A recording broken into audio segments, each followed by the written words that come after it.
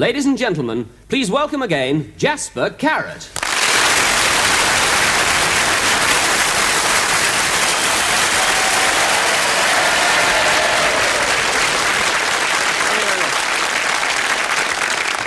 Thanks very much, thank you. Well, what a coincidence. It's the same audience as last week.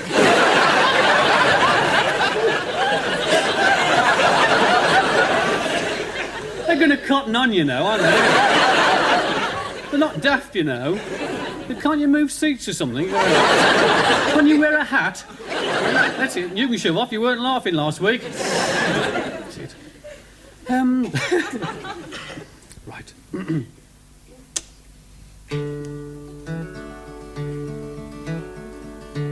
Show me a home where the buffaloes roam, and I'll show you a house full of cow dung.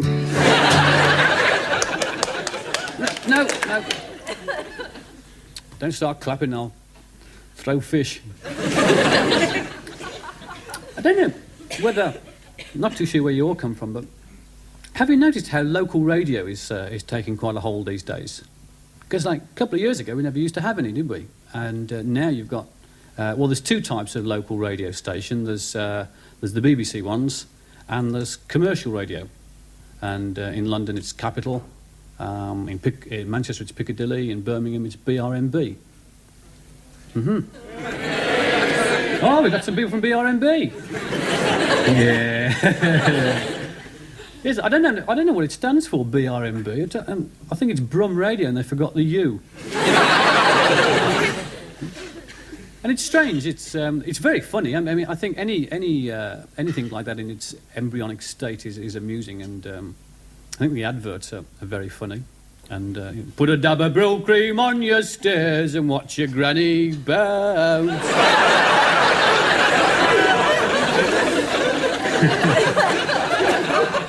But what I think is funny is that, I mean, commercial radio, local commercial radio, I mean, a lot of local firms use it for advertising, but, I mean, a really good quality advert costs a lot of money, you know, a few £100. I mean, the local butcher's not going to pay out £200 to have an advert made, is it? I mean, he gets his son with his woolly cassette out from under the bed and, you know, knocks one out for his old man. And you hear things on BRMB like, "Get you out, Dad, for your chops!"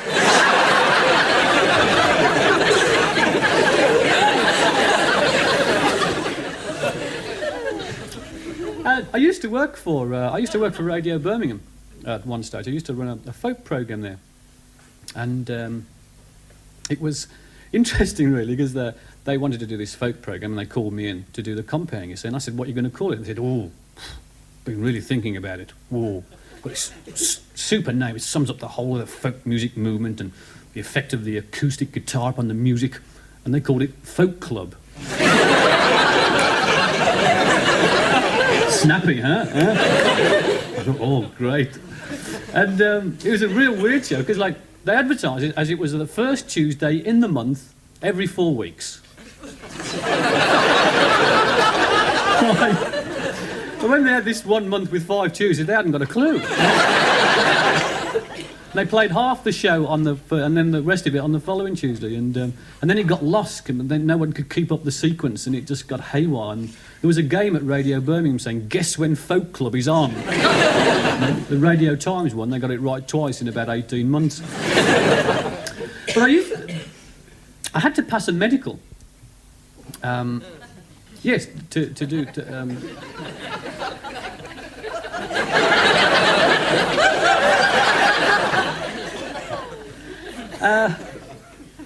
And I'd only ever had one medical in my life before, and that was at school. And you know how thorough a school medical is. Eh? They get through about 800 kids in half an hour. Eh? You'd run through the gym with your tongue out. You fall over, you're blind.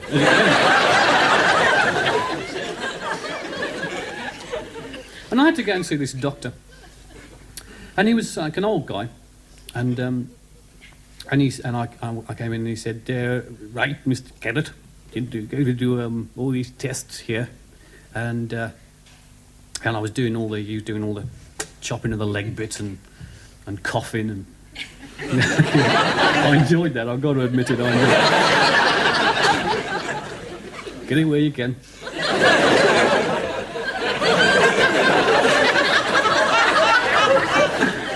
Reading all these silly card things, you know, blix-a-six, mix-six. And I went through it like a dose of salt, no problem, the whole test, until right at the end. He said, right, Mr. Kelly, he said, I'm going to test your water now. I said, pardon? He said, I'm going to do a urine test. Terrible word, isn't it? Test. Well, what do I do? He said, well, I want a sample of your water. I said, where? No, it's an old joke, but really, truly said. He did. He said, I want it in the beaker on the shelf there.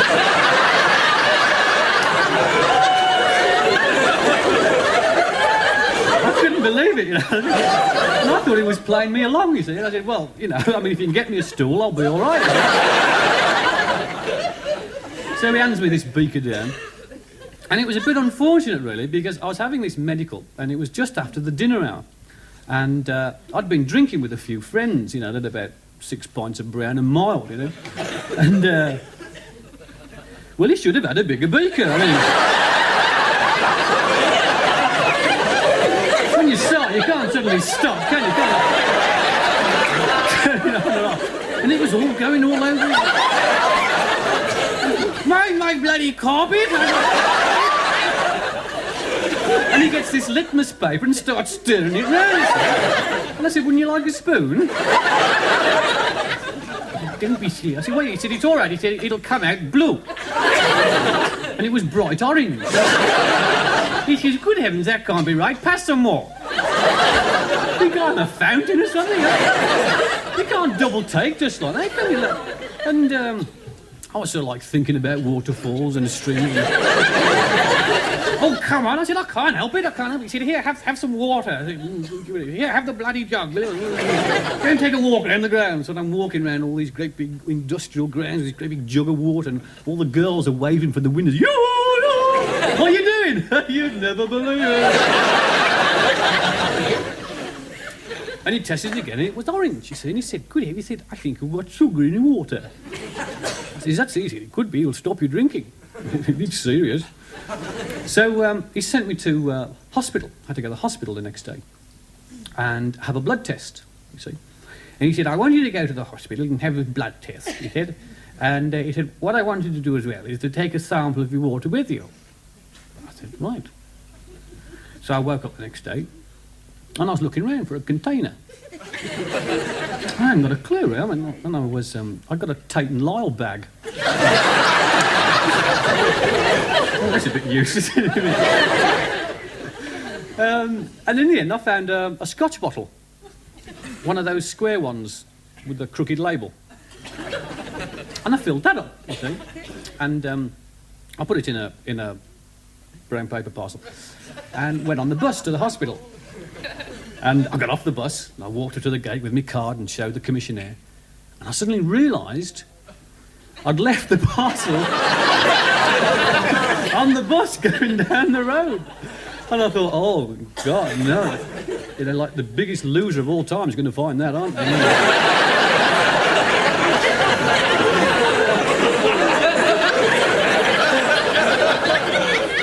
Take it to his mates. Who's for scotch? Oh, me, please, Frank. Cheers, Frank.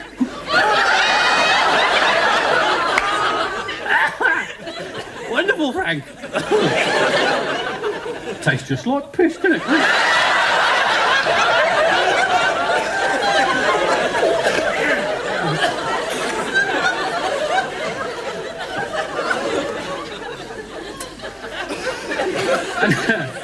I've never had it back, I'll tell you that much. And funny enough, there's a sequel to it as well, because I finally went back home. I had to go back home again and go the next day. And the only thing I could find was a giant disinfectant bottle, an immense thing. So it was only about that full. So anyway, I took it, and put it in a bag and clutched it, and I got off and went to the hospital. And they were doing these blood tests. Because it's an emergency blood test, I was in the antenatal clinic. Because that's where they do blood tests all the time. So they sent me to the antenatal clinic. And so I breezed into this sort of room, and there's all these pregnant women sitting. Oh, there's me with me parcel. Morning. And the nurse came out, she was going, Mrs. Cartwright? Yes. Mrs. Robinson? Yes. Mrs. Carrott? Yes. Oh, I'm awfully sorry. Yeah, you're here for a blood test? Yes. Brought your sample? Give it to the nurse, please. We don't want the bag. Great big giant disinfectant. And these pregnant women went, falling all over the place. 4 of them were in labour when I left.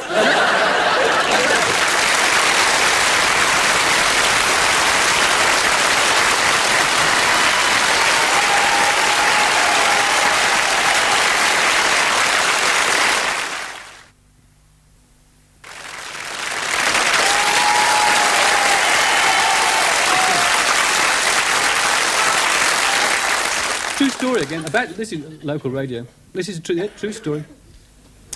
I went a while ago. I had a certain success with a single record, and it was a strange record because a lot of people think that the record was sold on a thing called Funky Moped, which is not strictly true.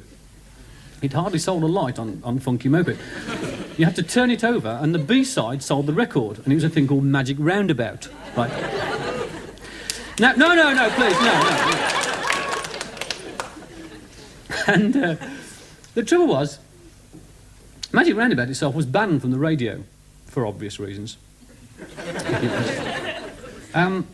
But at the time, when the record first came out, when the single first came out, it was the first record I ever made. And the record company obviously have to promote singles. And they have a promotions man, you see. And they said to this guy, you've got this bloke coming down from Birmingham called Jasper Carrott. And he's made this new single called Funky Moped. He's getting really excited, Great. Last week Elton John, this week it's Jasper Carrott. Great, yeah. So, basically all I've got to do is take it around the local radio stations and plug the single, because that's how you get singles plugged, particularly with the local station. So, we went trolling off down the south coast, and we'd done a couple of stations, and then we went to this one station, and I won't tell you where it was, but it was a BBC one. And local radio is very short staffed as well. I thought I'd point that out. Like the bloke who does the epilogue does the sport. Cleans up after everybody's gone. And this one bloke also did the Housewives show in the afternoon. And it's live out on the air, and they see dozens of people with new singles every day. I mean, it's nothing new, you see. And it gets a bit like a conveyor belt. So, this promotions rep drags me into this station. I sit down there, and the bloke's on the air gabbling away. And he said, well, we just had a visitor into the studio. I'll be talking to him as soon as this next record finishes, which is Gracie Field singing Twist and Shout. He said, good afternoon. He said, and who are you? And the promotions rep said, it's Jasper Carrott. Because I hadn't learned to talk properly by then. He said, right, Jasper. He said, where are you from? I said, Birmingham. He said, oh, Birmingham, eh? Where it always rains. Yes. He said, right, we're going live onto the air, OK? Right. Right, and we have in the studio Jasper Carrott, a gentleman who's come all the way from Birmingham, where it always rains. Oh, yes. And what brings you to the area, Jasper? And I said, well, you never admit that you're plugging your single. That's the one thing you must never admit. And I said, well, I'm just opening up an Army and Navy stores. He said, really? Yes. And he went into this deep, involved conversation, like, how tall are you and what's your granny's name? And he said, have you got any records out at all, Jasper? And I said, well, what a coincidence. I've just released this new single. He said, have you got one with you? I've got about 10,000. So I gave it to him. He said, right. He said, is this the first time in the area? I said, it is indeed. He said, right, the first time in the area has Jasper Carrott singing Funny Moped. I said, no, it's Funky Moped. He said, pardon? I said, it's called Funky Moped. He said, is it? What is Yeah, sorry, yes. So he said, no, that's Funky Moped by Jasper Carrott. Well, Jasper, blah, blah, blah, blah, blah. Some more chat. And he said, well, thank you very much for calling into the studios, Jasper. Wonderful to see you. All the success with the single. He said, and just before you go, we'll play the B-side of your latest single. Well, I tried to stop him. I said I wouldn't play that. Too late, it was on. And what amused me more than anything was that there's a lead-up to the record. It's not a song, it's just a sketch of Magic Rain. And I lead in by saying, well, I pinched it from the BBC, and that and how everybody at the BBC talks like that all the time. And he listened to that, he went, yeah.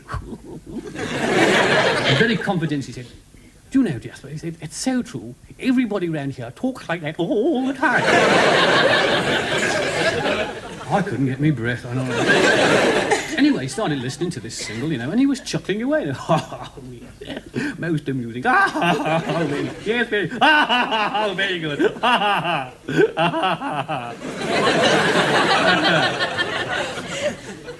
Oh my God.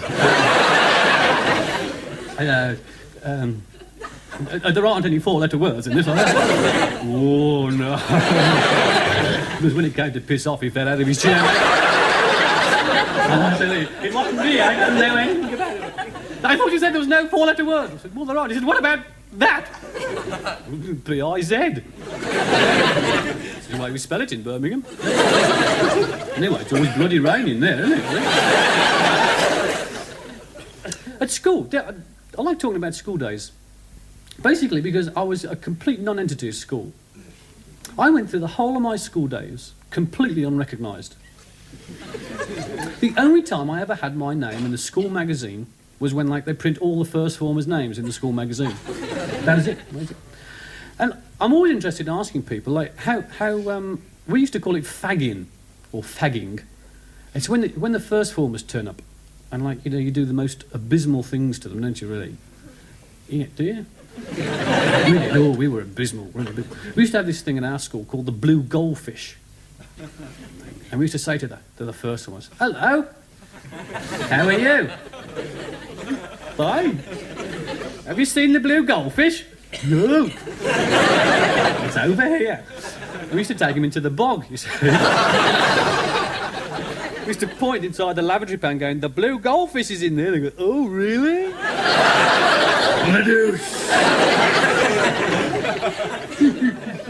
That's a great wheeze, that. Actually, I never caught on to it.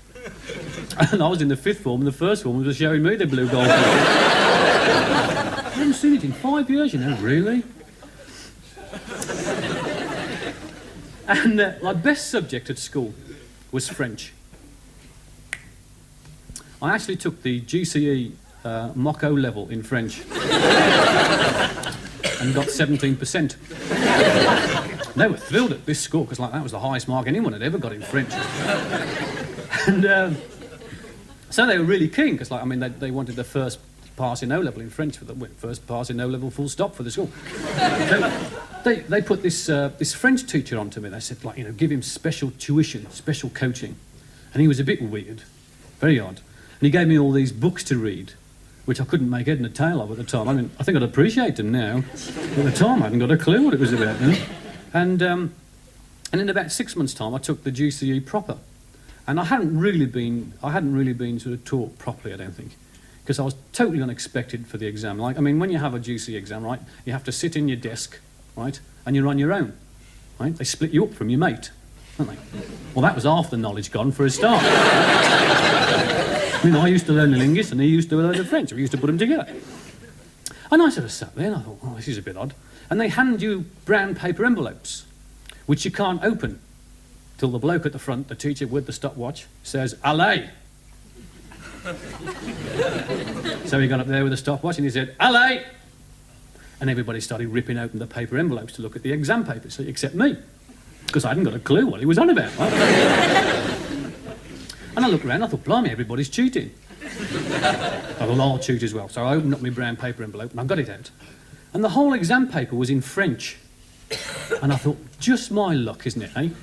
Just my luck. Like, it would happen to me. Would happen, like, obviously, my counterpart in Paris has got the English paper. So I walked up to the bloke at the front. I said, "Can you translate all this, please?" He told me to go away in French. I understood what he meant because I'd been reading these books he'd been giving me. And I just sort of sat there for 4 hours twiddling my thumbs, and just for something to do, I wrote down 93 verses of the French Eskimo Knell. It's a party piece of mine, you know. And I handed that in for the exam. I couldn't think of anything else to do. And whoever the examiner was who marked it had a sense of humour because he gave me 30% and an invitation to a French stag evening.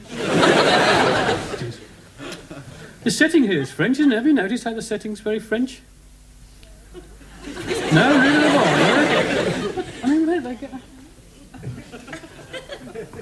What? Have you seen it? You can't see this, can you, from here? Can you... I mean, what is that? If you've got a gold dog, you're in, aren't you? Really? It's like something from Monty Python, isn't it? Isn't that a silly programme, Monty Python? I've never been able to understand that.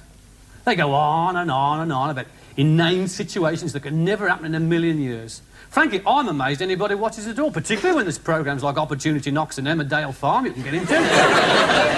Why spend time on futile humour shows that simply glorify the macabre and mentally disturbed? You'd have to be a necrophiliac to watch some of the programmes I see.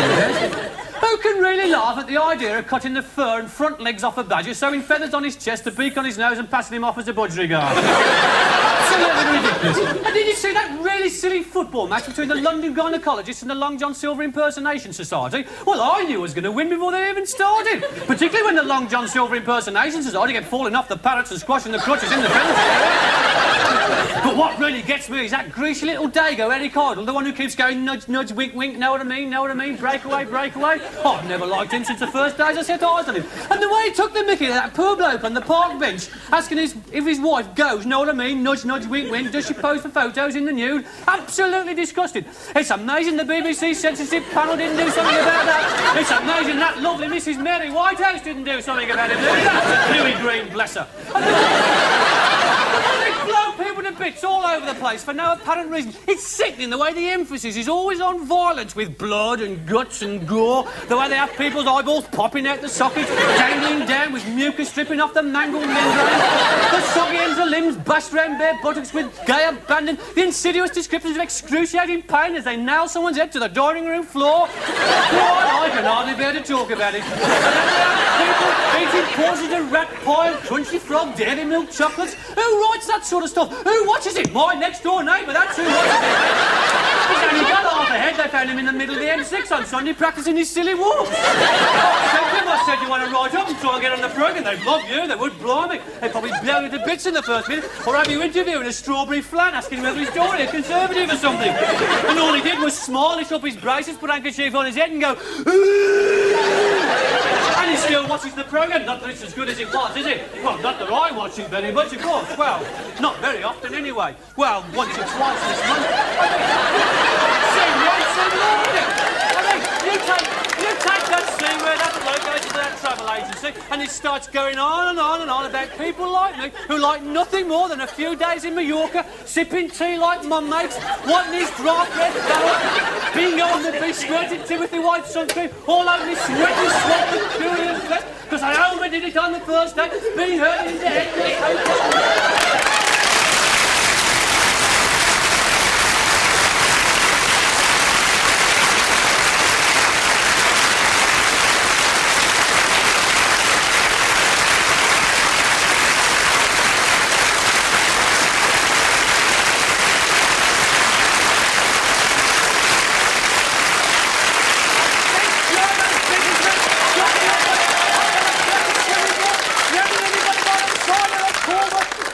Me wanting his red barrel, spilling tea all over the place. And then where's the floor manager? Another thing, there's no paper in the bog.